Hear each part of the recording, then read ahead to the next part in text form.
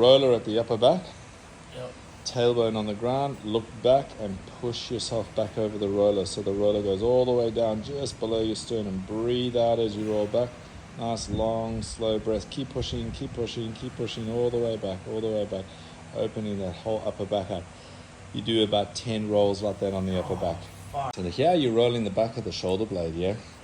So you're thinking, okay, I get to the top of the shoulder blade and I work myself down to the bottom of the shoulder blade. And you're using your legs and everything to leverage over. You can support the back of your head to just give it a little bit more support so your neck doesn't get stressed. And again, 10 reps gauge. You can go more than 10 reps, but try keep it at least 10 reps per release here.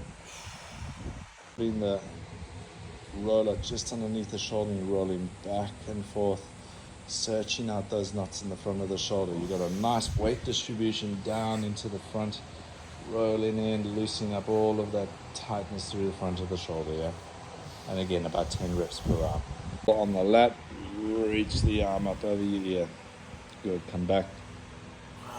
As you roll over the lat, you reach the arm up over your ear. That's it, push the arm back, reach it back, push it back, breathe. Good. Obviously, it's really tender, so you just breathe through it, breathe in, breathe out when there's tension. About 10 on each arm, yeah? You got that roller just on the back of the side of the top of the butt, and you're just rolling up and down. Got that ankle on the knee there to make the muscle put it in a stretch position. And you're just loosening up. So this will release the tension through the lower back because it releases out those glute muscles that get squashed and locked up from sitting on our asses, right? Rolling into the side of the hip. Just that area there, and you're just cruising up and down into the side of the hip. Obviously, you've got the other leg to leverage over. You've got your hips nice and squared up, loosening it up. Again, about 10 reps around there should do the trick. Do more if you want to. So you're just on that hip flexor. Roller's just on the top of that hip flexor there, and you're just cruising up and down that hip flexor, yeah? 2, 3, 4,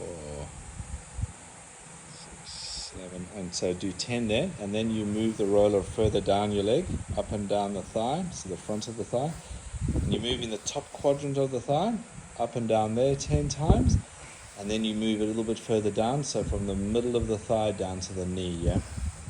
Rolling inside that knee on the muscle, just on the inside of the knee, up and down inside that muscle, you'll feel the little knots smoothing out as you roll over them, yeah? Again, about 10 repetitions inside the knee. Ankles into the ground, push your head back, look back at your ankles. 1, 2, 3, change. 2, 2, 3, change. Right, so your goal is to just do this every single morning, and you're going to do 20 reps on each side, yeah? So what this is doing is opening up your shoulders, opening up the back of your legs. So this will free up your movement big time. You're just going to hang, and your goal is to hang for a minute. The grip strength will be the first thing to fatigue, but you're just going to enjoy your shoulders just hanging down and holding that for 1 minute if you can. Always standing with your feet straight, and you're literally pulling your shoulders up, keeping your abs switched on. So that's how you stand up, like just stand upright. The foundation is your feet being straight. And then the next foundation is your abs being switched on. You don't have to be like, oh, I'm holding my breath, but it's just like just sort of tighten them up and pull your shoulders back and stand upright, and it's a game changer. And then when you're walking around, think about putting your feet straight when you walk. So I'm going to video you from the back, walk towards the mirror and try to turn your toes in and walk with your feet straight. See? And especially when you're going up and down stairs, pay attention to your feet. It's going to be a little bit